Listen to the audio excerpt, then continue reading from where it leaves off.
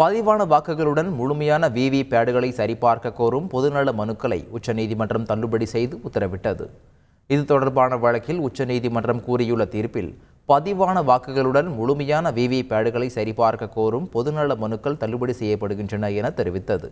வாக்குச்சீட்டு முறையில் தேர்தல் நடத்த வேண்டும் அல்லது விவி-பேட் சீட்டுகளை அளித்து வாக்களிக்க செய்ய வேண்டும் என்ற கோரிக்கைகள் நிராகரிக்கப்படுகின்றன என உச்சநீதிமன்றம் குறிப்பிட்டது.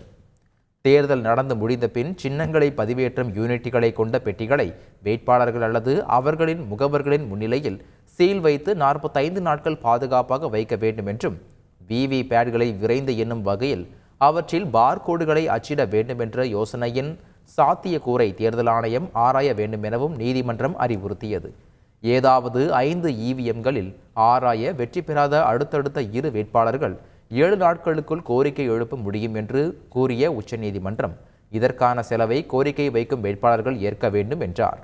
முறைகேடு இருப்பது நிரூபணமானால் அதற்கான செலவு அந்த வேட்பாளர்களிடமே திருப்பி அளிக்கப்படும் எனவும் தீர்ப்பளித்தது.